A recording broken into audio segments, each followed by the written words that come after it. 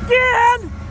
I was not expecting my third SD70 Ace P6!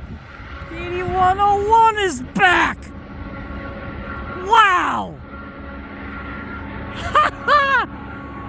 What a pass and what a catch!